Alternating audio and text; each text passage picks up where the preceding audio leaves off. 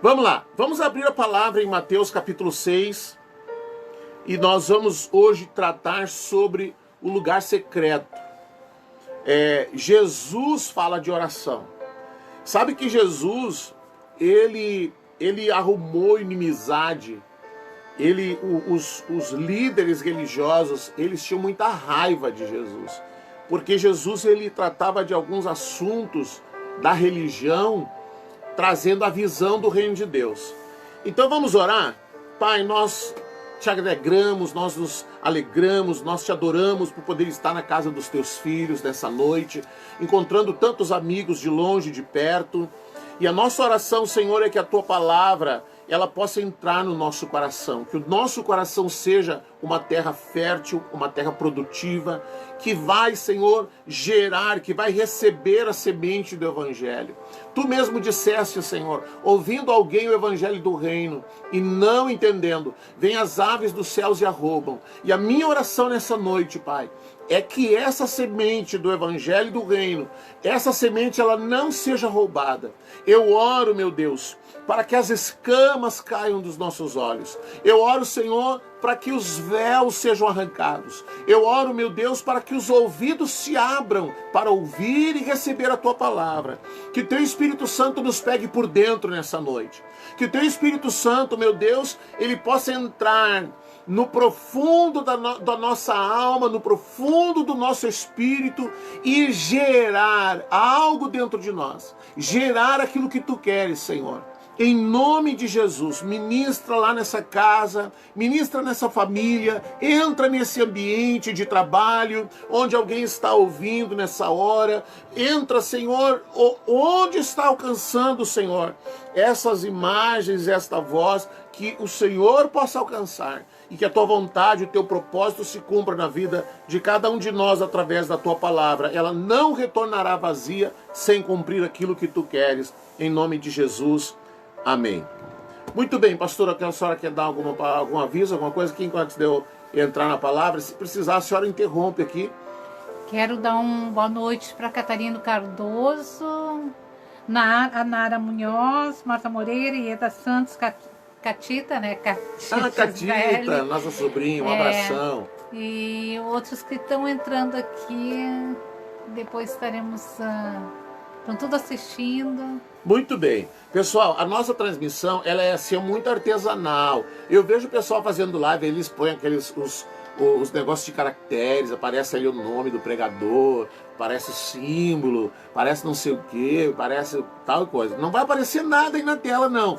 É muito artesanal. Nós estamos ali num telefone celular, num tripé e tal, e aqui tá esse pastor que vos fala. Nós estamos falando do interior do Rio Grande do Sul, na fronteira oeste, onde o Senhor Deus nos colocou, e daqui nós temos, neste lugar, nós temos trabalhado pela implantação, pelo estabelecimento, pela manifestação do reino de Deus nessa região, nessa cidade, e nós nos alegramos em poder falar com você. Vamos lá, o lugar secreto então, Mateus capítulo 6, versos 5 e 6, tá? E quando orares, não sejas como os hipócritas. Vê que Jesus ele não tem a fala mansa, tá vendo? Quando orares, não seja como os hipócritas. Quem são? Qual é a ação? Qual é a atitude dos hipócritas? Pois se comprazem, eles têm prazer em orar em pé nas sinagogas e às esquinas das ruas, para serem vistos pelos homens. Em verdade vos digo que já receberam o seu galardão. Veja, Jesus ele vai falar sobre o objetivo da oração. Jesus vai falar sobre como nós devemos agir quando nós oramos. Jesus vai falar sobre o que é importante aos olhos de Deus quando nós vamos orar. E a primeira coisa que ele combate quando ele vai falar da oração é sobre a atitude hipócrita daquele que ora. Não sou eu quem estou dizendo, é Jesus quem está falando. Da atitude hipócrita daquele que ora. E ele diz assim, ó, os hipócritas religiosos do seu tempo, do tempo em que ele veio, eles tinham prazer em ir orar em pé nas sinagogas. Vamos nos localizar. Em Israel, existia um templo, um único templo que ficava em Jerusalém. Mas algumas cidades maiores tinham as sinagogas. Sinagoga não é o mesmo que um templo. Na sinagoga, as pessoas daquela cidade, as pessoas daquela região vinham para os encontros, para as reuniões, onde eles faziam a leitura da palavra, onde havia uma liturgia, havia um ritual, havia canções, mas na sinagoga não havia coleta de ofertas, haviam várias coisas na sinagoga, mas não havia templo. Na sinagoga, aliás, não havia um altar de sacrifício. Havia os outros rituais, mas não havia sacrifício. Então, quando uma pessoa tinha que fazer sacrifício, oferecer um sacrifício ao Senhor, ele ia até Jerusalém, lá no templo. Daí no templo havia o sacrifício. Então Jesus diz assim, ó, os hipócritas vão para a sinagoga e lá, diante dos outros, eles gostam, eles têm prazer de orar de pé, ou então nem no templo, nas esquinas das ruas, parava lá na esquina da rua, levantava a mão e começava a orar em voz alta e tal. E aí as pessoas, ali diz ali, ó, para serem vistos pelos homens. O hipócrita ora para que os homens vejam. E aí Jesus... Caiu? Voltou? Tá firme aí? Tá firme aí, pessoal? Agora que eu ia entrar na palavra, vamos lá, tá bom? Vamos seguir. Então, olha só, o hipócrita ora para chamar a atenção dos homens, para buscar admiradores. Então a gente cansa de ver. Vamos atualizar isso para a nossa condição. A gente cansa de ver pessoas que chegam ali nas mídias sociais e aí colocam assim, eu vou orar na madrugada. Coloque aqui o seu nome. E aí as pessoas, ele vai orar na madrugada. Porque existe uma ideia de que a oração na madrugada é mais importante, mais forte, dá mais resultado que a oração em qualquer outro horário do dia. E aí, o que acontece? Essas pessoas, elas recebem o quê? Elas recebem um retorno, um reconhecimento, uma admiração. Elas recebem algum tipo de glória. E aí, quando Jesus fala sobre a oração do hipócrita, ele diz, o hipócrita já recebeu a sua recompensa. Qual é a recompensa do hipócrita? Ser admirado pelos homens. E eu digo assim, ó, às vezes a pessoa, ela tem uma ideia, ela tem uma mentalidade assim, eu vou no templo, daí eu chego no templo, e aí, no caso de Jesus, ele fala da sinagoga, que as pessoas iam para a sinagoga, levantavam a mão e tal, e faziam ali uma oração em voz alta para chamar a atenção das pessoas, porque o objetivo era esse, que os outros vissem que ele estava orando. Então hoje não é muito diferente. A pessoa chega no templo e vai lá e dobra o joelho e fica lá orando. As pessoas estão vendo que ele está orando. E aí, o que acontece isso? Qual é o retorno dessas pessoas? A admiração dos outros. Olha, o irmão chegou, dobrou o joelho e orou. E aí eu vou ser assim bastante duro. Eu vou dizer assim, não é 2 minutos, 3 minutos orando ali quando chega na igreja, 5 minutos, que vai mostrar se você é santo ou não. Que vai mostrar que você realmente está próximo de Deus ou não. Às vezes eu até brinco, a pessoa dobra o joelho, sabe lá se está recitando uma receita de bolo, ou, enfim. Então é importante que você entenda que Jesus fala que o objetivo da oração não é atrair a admiração dos homens. Não é atrair a atenção dos homens. Não é que os homens te admirem de te ver orar no templo, na rua, e eles perceberem que o que você está fazendo é uma oração. Aí então ele entra no segundo fato importante. E ele diz ali, mas tu quem? Tu que não é hipócrita, tu que está me seguindo, tu que andas comigo, tu que queres fazer o que a palavra de Deus ensina, tu que queres ter uma vida e um entendimento fora da mentalidade religiosa, tu que não queres viver de aparência, tu, quando orares, entra no teu aposento e, fechando a tua porta, ora a teu pai que está em secreto. E teu pai que vê em secreto te recompensará publicamente. Veja que Jesus está dizendo, o objetivo da oração, agora, nesse segundo versículo, Mateus 6, verso 6, ele está dizendo, o objetivo da oração é que você fale com Deus o Pai, que você se aproxime de Deus o Pai, que você tenha um relacionamento com Deus o Pai, que você busque a Deus o Pai. E ele diz ali, ó, um lugar secreto. O teu pai que te vê em secreto, ele vai receber a tua oração no secreto e ele vai te responder publicamente. O objetivo da oração, portanto, não é buscar admiração, não é buscar retorno financeiro, não é buscar recompensa financeira, porque também você pode ter aquela ideia, não, eu vou orar no meu quarto e Deus o Pai vai me recompensar publicamente quando o meu carro novo chegar.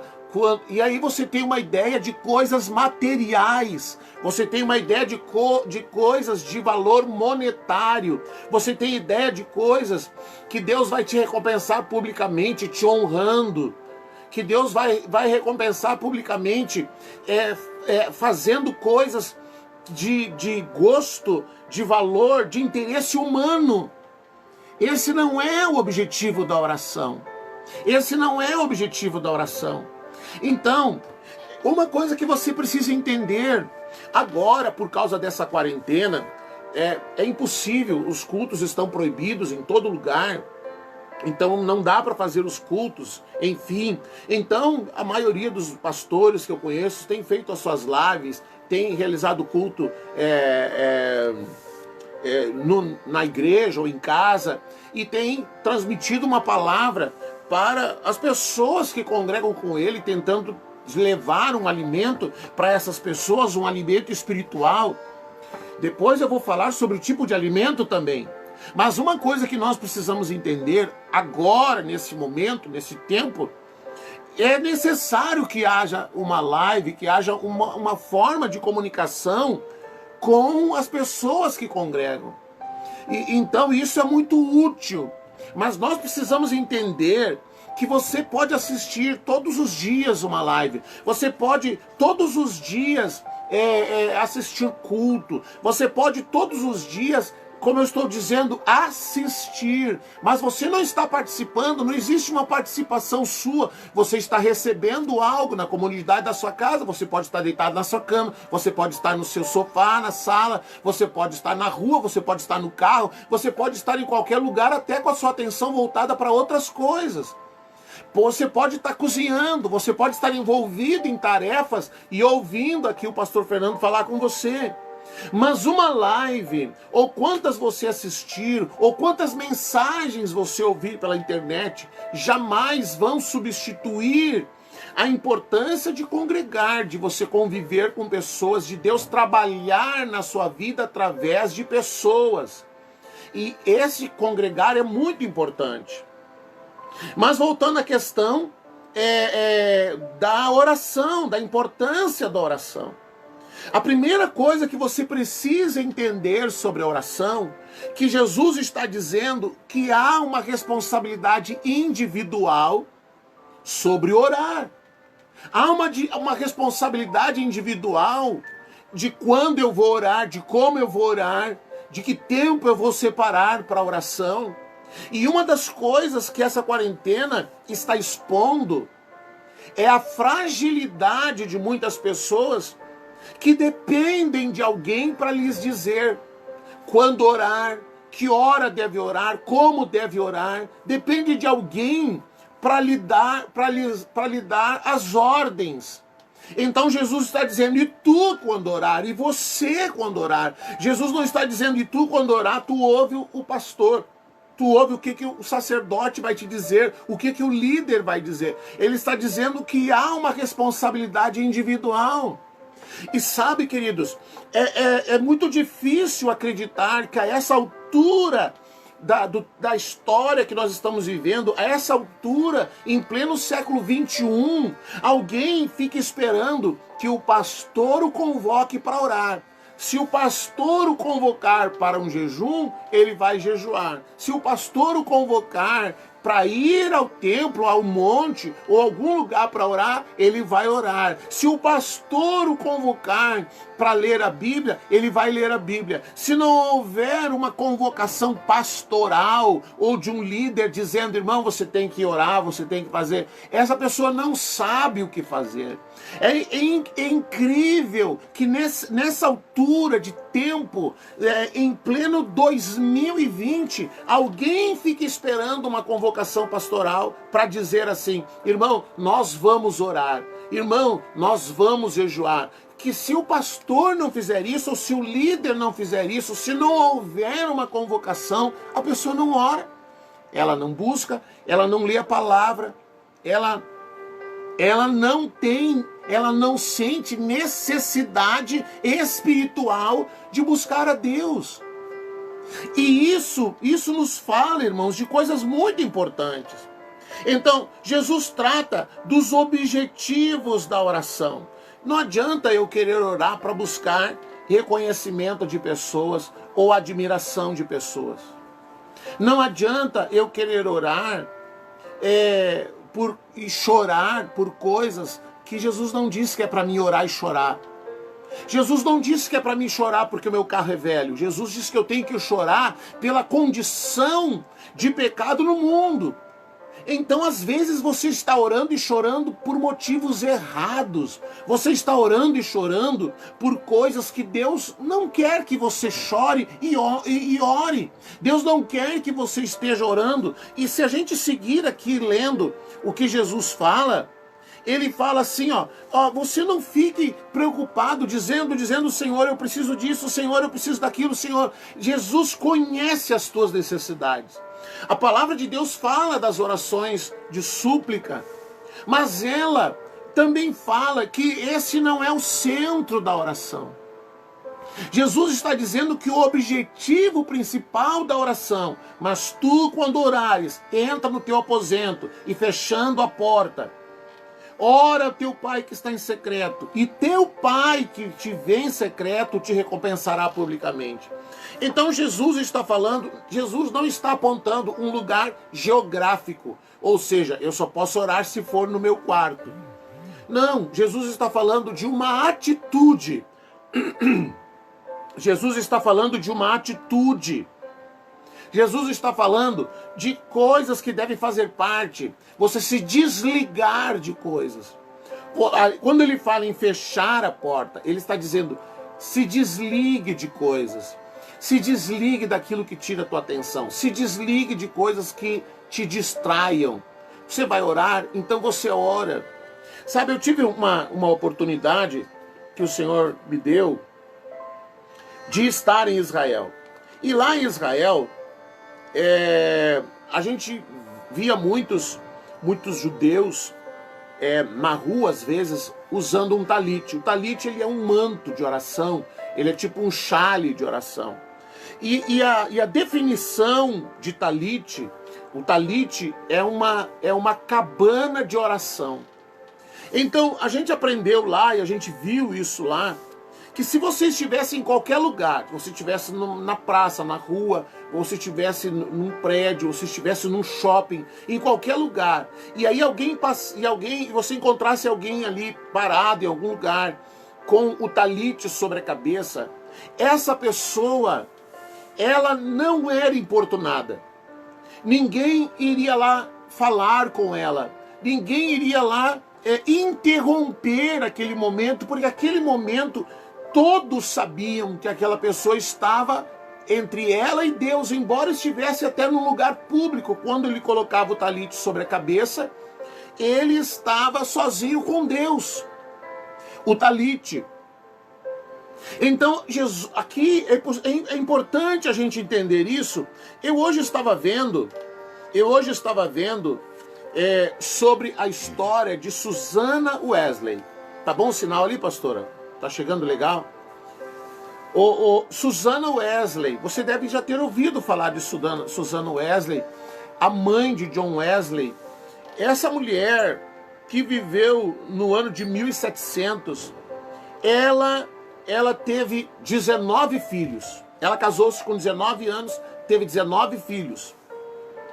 Dos 19, 9 morreram. Então, dos 19, 10 não morreram na infância ou quando criança, porque alguns tinham problemas de saúde e tal. Dos filhos de Susana Wesley, 2 são muito conhecidos. Um é o Charles Wesley. Esse Charles Wesley, ele compôs milhares de hinos. Ele foi responsável por compor muitos hinos. Alguns hinos que ele compôs são cantados até hoje, em alguns grupos congregacionais. Outro filho de Susana Wesley, muito conhecido, é John Wesley. John Wesley foi um grande pregador. E se você vai buscar o histórico de John Wesley, ele pregou cerca de 42 mil sermões. Ele pregou 42 mil sermões. E pregou para mais de 1 milhão de pessoas. Mais de 1 milhão de pessoas, isso em 1700 e lá vai pedrada. Esse homem, John Wesley, que se tornou um grande pregador, filho de Susana Wesley, e ele mesmo dizia, eu aprendi mais sobre cristianismo observando a minha mãe do que com qualquer outro teólogo. Esse John Wesley teve uma das suas pregações num tempo que não existia microfone, não existia caixa de som, não existiam essas facilidades do nosso tempo. Naquela época, ele pregou uma mensagem para 32 mil pessoas sem uso de microfone. Você imagina as pessoas pararem para ouvir John Wesley, um homem que tinha 1,55 m, 1,58 m, mas que ele foi um grande instrumento na propagação do evangelho. Veja você que John Wesley, ele percorreu mais de 400 mil quilômetros a cavalo pregando o evangelho. Isso significa que ele percorreu uma distância tamanha que pode dar 10 voltas na terra. Mas por que eu estou falando dos filhos de Susana Wesley? Olha só, eu vou ler aqui o texto que eu separei, que eu quero que você ouça. Ela decidiu dar ao Senhor 2 a 3 horas por dia em oração. E para ajudar nesse compromisso, ela estabeleceu um sinal visual para todos ao redor. Todo mundo da família conhecia esse sinal visual que ela adotou. Então ela orientou os filhos que quando a mãe estivesse com um avental na cabeça, significava que estava em oração e não podia ser incomodada. Esta era uma regra inquebrável em sua casa. A menos que houvesse uma emergência absoluta, ou seja, a menos que alguém estivesse para morrer, ninguém chamava, ninguém importunava, ninguém interrompia o momento de oração de uma mãe que criou 10 filhos. 10 filhos, numa época que não tinha videogame, não tinha internet, não tinha celular, onde você imagina 10 meninos, 10 filhos, 10 crianças dentro de uma casa, e quando ela colocava aquele avental sobre a cabeça, todos sabiam, a mãe está orando, e ninguém interrompia. Irmãos, a oração, Susana Wesley, ela faleceu em 1742. E ela escreveu livros, ela tem muitos livros sobre a vida dela. Mas eu estou acentuando essa questão da oração. Porque a oração, querido, veja bem, é uma responsabilidade sua. Você tem que você tem que romper com essa mentalidade gospel, com essa mentalidade evangélica, de que você não precisa orar. Basta que o pastor coloque a mão sobre a sua cabeça, que alguém unja a sua cabeça com óleo, que alguém unja a sua testa, e tudo se resolve. Você tem que romper com essa ideia preguiçosa de não orar. Você sabe que a preguiça é um dos grandes problemas que impedem o crescimento espiritual. As pessoas não oram, as pessoas não gostam de ler. Eu tenho grupos de estudos no WhatsApp para onde eu envio material de estudo, material de excelente qualidade. E às vezes eu chamo um ou outro e eu pergunto: você tem estudado aquele material? Você tem lido aquele material? Você já leu? Que observação você pode me dar? Você quer comentar alguma coisa? E aí a pessoa me dá um desdobre e tal. Pois é, eu não tive tempo, eu não pude, não dá. E esse eu não tive tempo, eu não pude, eu não dá, ela é desculpa para muitas coisas. É desculpa para muitas coisas. E você percebe, querido, que a cultura de não orar, ela se manifesta no templo também. Se você que é pastor, ou você congrega em alguma igreja, você congrega em algum lugar, dia que o seu pastor convoca: vamos fazer um culto de oração, vamos fazer um culto de intercessão, vai ser só intercessão, não vai ter oportunidade para ninguém. Poucos vão lá. Mas por que poucos vão? Porque não existe a cultura da oração, da intercessão, de se colocar na brecha, de orar, porque se entende, se imagina que oração seja algo insignificante. As pessoas vão porque o pastor vão em algum outro culto, em alguma outra celebração da congregação. O pastor vai me deixar eu cantar, o pastor vai me dar uma oportunidade, eu vou pegar o microfone, eu vou subir lá no altar e tal. E aí a pessoa vai. Mas o dia em que ela tem que ir orar, o dia em que ela tem que ir interceder, ela não vai, porque ela não tem a cultura da oração, ela não sabe a importância da oração, ela não cuida da sua própria edificação, ela não cuida de estudar a palavra, ela não cuida de buscar o entendimento da palavra. Às vezes algumas pessoas me perguntam: pastor Fernando, como é que o senhor tem entendimento? Como o senhor cresceu no entendimento? Como é que isso dá? Como é que isso acontece? Irmão, só tem um jeito. Você tem que estudar. Se você não estudar, se você não tiver tempo para estudar, se você não dedicar tempo para orar, né, para você, pegar a palavra, meu filho, o entendimento não vem. Mesmo que eu vá aí na sua igreja ou chegue até você, põe a mão na cabeça, eu posso transferir alguma coisa, mas vontade de orar, desejo de orar, sede, fome da palavra, isso não se transfere, irmão. Você tem que aprender, você tem que separar tempo. Mas eu não tenho tempo. Legal, você não tem tempo? Amém. Então, mas você tem tempo para as redes sociais. Você não tem tempo? Não, mas você tem tempo para ir para academia. Eu não tenho tempo, mas tem tempo para ficar sentado tomando seu chimarrão, olhando para o nada. Você tem tempo para outras coisas que são do seu interesse. Mas não tem tempo para estudar a palavra, para ler a palavra, para ouvir uma mensagem. Às vezes eu mando mensagem para as pessoas e eu pergunto: daí, você está ouvindo? Pois é, não deu, não pude ver. Teve uma pessoa que um dia me disse assim: pastor, mas as suas pregações são muito longas. Dá vontade de pegar e fazer não sei o quê. Então a pessoa não quer. Ela não tem desejo, ela não tem fome, ela não tem prazer. Ela tem prazer em orar para buscar admiradores, mas ela não tem prazer de estar a sós com Deus.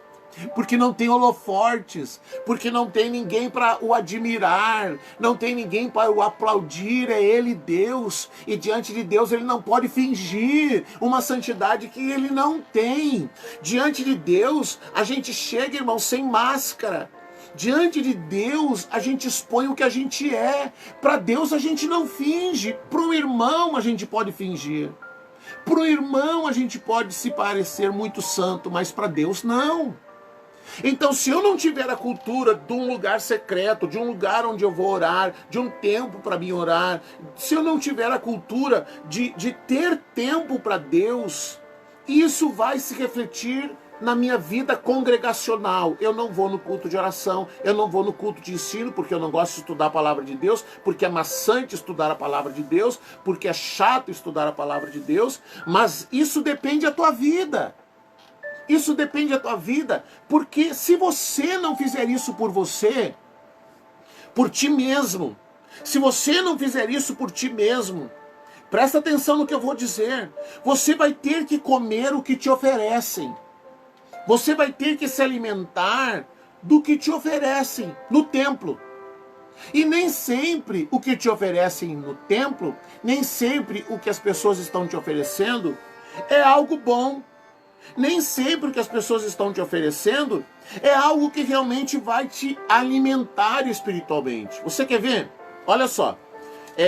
Segundo Reis, abre lá sua Bíblia. Vamos ao Antigo Testamento, Segundo Reis, capítulo 4, verso 38. Capítulo 4, verso 38. Olha sobre o tipo de alimento que às vezes nos é não, mas o que muitas pessoas recebem. Vamos lá, 38 ao 41.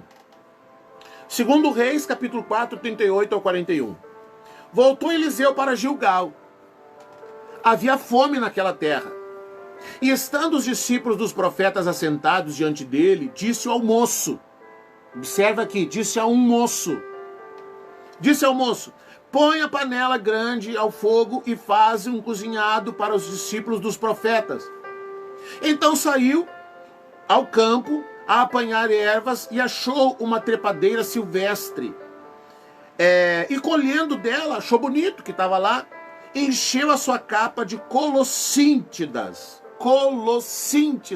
O moço foi preparar alimento, encheu a capa de colossíntidas e voltou, cortou, preparou, fez um ensopado, pondo na panela, visto que não as conhecia. Depois deram de comer aos homens. Para quem? Para os discípulos. Ou seja, o moço preparou para a congregação um alimento. E aí, enquanto comiam do cozinhado, exclamaram, morte na panela. Ó homem de Deus! Daí clamaram para o profeta. E não puderam mais comer. Porém ele disse, trazei farinha. Ele a deitou na panela e disse, tira de comer para o povo. Já não havia mal nenhum na panela. Então vamos decifrar aqui esse enigma. Vamos lá. Isso mostra às vezes a realidade de muitas congregações. Pessoas inexperientes, pessoas imaturas, estão dando de alimento para a congregação. Pessoas que não conhecem a palavra. Pessoas que vão em algum lugar, ouvem alguma coisa, acham bonita. Exatamente como aconteceu ali, ele saiu, foi lá no campo, achou alguma coisa, achou que era bonito, achou que dava para comer, e aí trouxe e preparou lá um negócio lá e jogou para a congregação comer. Você sabe qual é o motivo, qual é a causa de nós termos no Brasil uma igreja infantilizada, uma igreja imatura, uma igreja que não conhece a palavra de Deus, uma igreja que é almática, uma igreja que valoriza mais o manto do que o Senhor Jesus Cristo, uma igreja que se alimenta da morte na panela. Por que ela é uma igreja imatura e infantilizada? Porque ela é dirigida por pessoas infantis, meninos da fé, que mantém a congregação com a morte na panela, com coisas que não sustentam, com coisas que não fortalecem o espírito, com coisas que não geram no espírito, mas geram na alma. Então a pessoa chega no templo e do começo ao fim daquele cerimonial, daquele ritual, ele só é servido na alma. As canções é um estilo de música que lembra aquela música sertaneja de dor de cotovelo, de vingança, de raiva, de ódio. Entra um, sobe outro, desce um, sobe outro, sempre cantando aquele estilo de música, onde o homem é adorado, onde o ego do homem é adorado, onde a alma está sendo alimentada e onde muitos não sabem nem discernir o que é unção e o que é emoção. E às vezes ele está ouvindo uma canção almática, violenta, de raiva, de ódio, de vingança, e ele está lá chorando, ele está dizendo quanta unção. Isso não é unção, querido. Você tem que discernir as coisas. Isso é emoção, isso não é unção. Você está emotivo ouvindo uma canção que fala de vingança porque alguém fez alguma coisa para você, e às vezes a tua oração é que Deus mate aquela pessoa, que Deus pegue aquela pessoa, e ainda você se vale da palavra dizendo não pode tocar no ungido. Eu não vou nem falar disso porque eu gostaria de explicar até o que Davi quis dizer quando ele falou não vou tocar no ungido do Senhor. Não vou nem falar disso, porque eu sei que você já está difícil a coisa para você, o caminho está se estreitando. Então esse jovem imaturo preparou um alimento e deu. E eles foram comer. Essa erva, essa fruta chamada de colossíntidas, ele é um tipo de pepino selvagem. E o efeito desse pepino selvagem, querido, ele causa uma disenteria violenta. Como é que é o nome daquela doença que dá, que a pessoa dá assim que... Salmonela. A salmonela. Você já viu uma pessoa com salmonela, querido? A salmonela, ela é uma coisa tão violenta que a pessoa não consegue mais... A Lili deve estar ouvindo, aí ela saberia explicar. A pessoa não consegue nem segurar o seu intestino. É quando ele pensa que vai vir, já veio. É mais ou menos assim. Esse era o efeito da morte na panela. E uma pessoa podia morrer desidratada. Uma pessoa podia morrer se esvaindo em fezes, porque comeu aquela morte na panela. E isso fala, queridos, daquilo que é servido hoje em muitas congregações. A pessoa está se alimentando da morte na panela. Ela não se alimenta da palavra de Deus. Ela não se alimenta do que é importante. O que curou a panela? O que curou o alimento que estava ali? A farinha. A farinha é matéria-prima do quê, meu querido? Do pão. O pão representa quem, meu querido? Jesus. Então, o que precisou ser feito? Precisou colocar Jesus Cristo naquela panela para que aquela panela fosse curada. Sabe o que você precisa, irmão? Você não precisa de alguém para dizer, de alguém te conduzindo numa confissão positiva. Você pode, você é o cara. Você não precisa de alguém afagando o teu ego. Você não precisa de alguém te bajulando, te elogiando porque você contribui, enfim, não importa. Você precisa de Cristo, querido. É de Cristo que você precisa. Porque se você não estiver recebendo Cristo, você está recebendo a morte da panela. Então, enquanto não entrar aí dentro dessa cacholinha, enquanto não entrar dentro do teu espírito, que a responsabilidade da tua edificação é tua.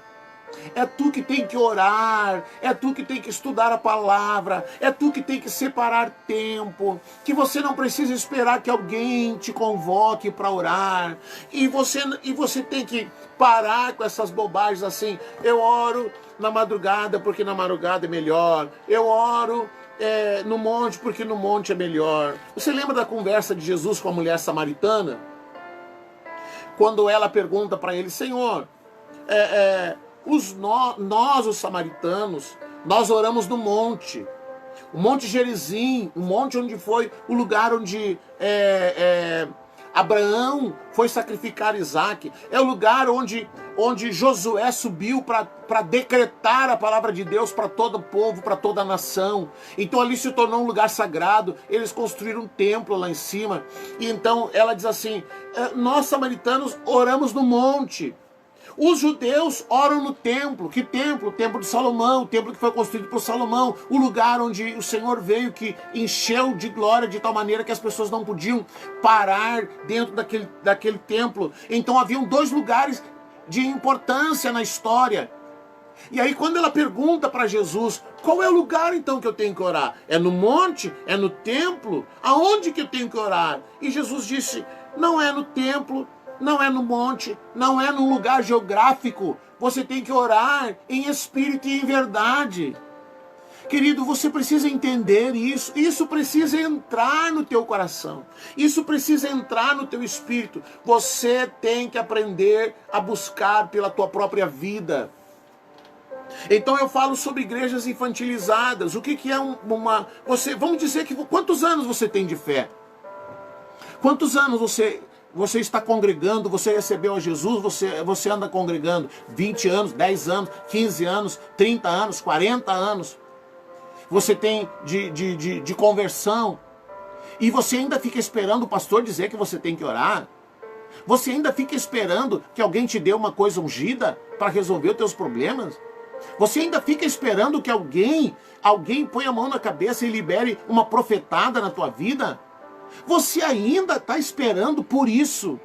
Isso demonstra o quê? Imaturidade, querido. Isso demonstra imaturidade. Você tem idade para... veja só, eu quero ler aqui. Olha só o que Paulo fala. Vamos lá. Vamos ver. 1 Coríntios 3:2. 1 Coríntios capítulo 3, verso 2. Olha o que Paulo fala, irmãos, sobre a imaturidade espiritual, sobre ser imaturo. 3:2. 1 Coríntios. Leite vos dei a beber, não vos dei alimento sólido, porque ainda não podeis suportá-lo, nem ainda agora podeis, porque ainda sois carnais.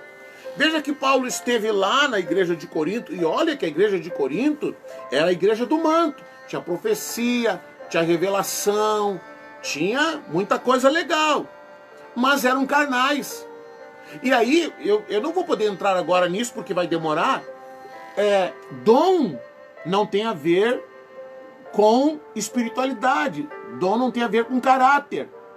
Então uma pessoa pode estar profetizando cheia de adultério. Vou só fazer esse comentário.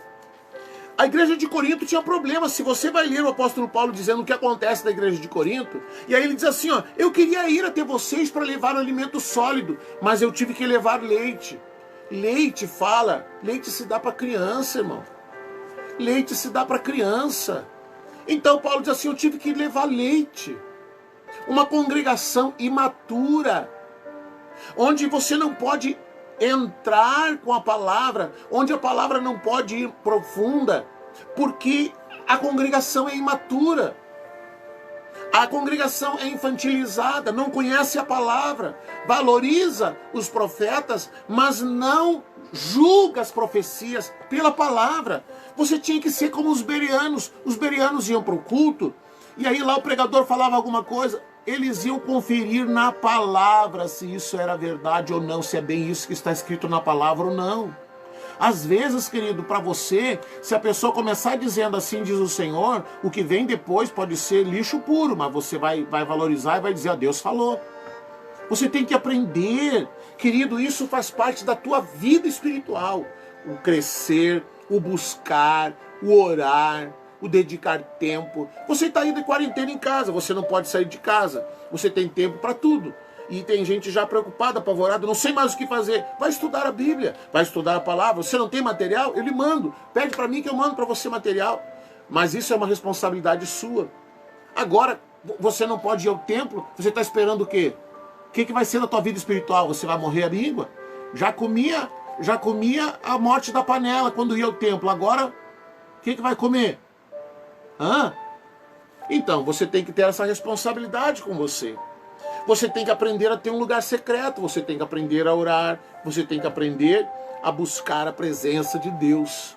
Você tem que deixar o Espírito Santo trabalhar aí na tua vida.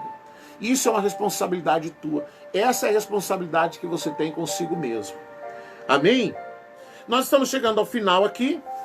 Antes de eu encerrar, pastora, eu vi a senhora anotando várias coisas aí. Pode falar? Catarina Saldanha, Lígia Marques pedindo oração por causa de alguns 3 ou 4 casos lá em Livramento. Livramento, a Lígia trabalha na área de saúde, né? Franciele, o Joãozinho, Tássia Almeida, Daniel Cabreira, Lourdes do Paulo Barros. Ah, um abração, Lourdes. Deus abençoe minha cunhada. Bel Guedes, Sandro Danelli, de Canoas, minha terra. Abraço, Sandro Danelli. Eu O sou de Sandro só Canoas. não veio nos visitar porque tem muita cobra aqui. Eu estava comentando esses dias que aqui em São Gabriel não tem ainda nenhum caso. E a Nelly disse assim, é impossível que um lugar que tenha tanta cobra não tenha coronavírus. Eu acho que as cobras levaram tudo, viu? Aqui não chegou ainda. Aí é terrível quando uma entra dentro de casa, misericórdia, só Jesus na causa. Alessandra Machado, Rubem Correia, irmão do... Um abraço pro Rubem, lá de Livramento. A Ribeira. Débia, minha Abraço irmã pra lá da Débia. praia. Minha cunhada. Matheus Cruz, de São Paulo, Botucatu, né? Jefferton, Ezequiel Freire. Jefferson. Jefferton. Tá. Espero que seja essa a pronúncia A mesmo. pronúncia. Ezequiel Freire, até agora. A Lili Costa diz que é bem isso. Sandro Danelli aí rindo. Sandra, às vezes a gente tem que botar uns alhos na porta, gasolina para as cobras não entrar. As cobras aqui. Não é nem tipo de superstição, é o cheiro que elas se afastam. Então, querido, você tem que aprender A Lili disse que é bem isso quando tu falou sobre sobre a salmonela. A Lili sabe, não. Nós tivemos um caso lá em Timbó. Nós tivemos uma amiga que teve. Uma amiga que teve. Ai, nem vou nem falar o estrago que fez a salmonela na vida daquela mulher. Acabou aí, pastora? Saudades, Lili, dos velhos tempos. É verdade. Então, enquanto você não entender, querido, que você tem que parar com essa história de vocês oram por mim e você aprender a dobrar o seu joelho e orar. Eu sempre conto que um dia uma senhora me mandou um bilhete e ela disse assim, eu quero que o senhor ore por mim na madrugada, eu quero que o senhor ore por mim tal dia, eu quero que o senhor ore por mim, faça vigília. E ela disse várias coisas que eu tinha que orar por ela. E aí ela encerra o bilhete dizendo assim, e quando eu tiver tempo, eu vou orar. Então quer dizer, irmão, para com isso. Deixa de ser preguiçoso. E tem momentos da vida da gente que é só nós e Deus. Só você Não vai e Deus. ter ninguém do nosso lado. Eu me lembro quando eu deitei na sala, né, na mesa de cirurgia para ser operada, não tinha ninguém ali. Podia ter várias pessoas orando por mim. Muitas pessoas Né, intercedendo. Mas era eu e Deus ali. Né? E eu tinha que ter plena segurança da presença de Deus naquele lugar. Não porque alguém me disse, mas porque eu tinha intimidade Você com conhecia ele, porque né? eu conheço ele. Então tem esse tempo que nós estamos vivendo. As pessoas... Esse é um excelente tempo para a pessoa adquirir a cultura da oração, do estudo da palavra, do devocional. E se ela não pegar a Bíblia e ler e sentir aquilo falando com ela, sentir que Deus está protegendo, que Deus está guardando, cuidando, se ela não tem essa intimidade com Jesus, a pessoa nessa hora que o mundo está de cabeça para baixo, ela entra em pânico. A senhora sabe, pastora, às vezes a pessoa tem tempo, ela passa o dia inteiro ouvindo a televisão, ouvindo as pessoas falar do coronavírus, ela vai entrar em desespero, porque ela vai encher o coração e a mente com todas essas coisas. Quer um conselho? Desliga a TV. Eu acabei de dizer, você não tem material para estudar? Me pede que eu mando para você. E a internet está aí, irmãos. As pessoas elas têm que aprender a usar as ferramentas que tem nas suas mãos. Eu tenho aqui uma biblioteca, eu acho que mais de 2.000 títulos que a gente vem armazenando, todos em PDF, que a gente usa para estudar, que a gente usa como um recurso de estudo da palavra. Então, a pessoa dizer hoje, pastor, eu não tenho dinheiro, mas existe na internet, existe PDF. A internet é um instrumento que a gente tem que saber usar, né? Assim como as pessoas usam a internet para tanta coisa que não presta, existe agora mesmo, olha que bênção a internet, através da internet, chegando aí na sua casa, lá da Lili, em Santa Catarina, em Itajaí, o pessoal aí em Porto Alegre, ali como é o nome do bairro ali? Jesus Amado. Agora não lembrei. E outra coisa, o Espírito Santo é o melhor guia, o melhor professor do que tudo. Exatamente. Você pega a sua Bíblia, exatamente, pede para o Espírito Santo estar ali, te trazendo revelações da palavra.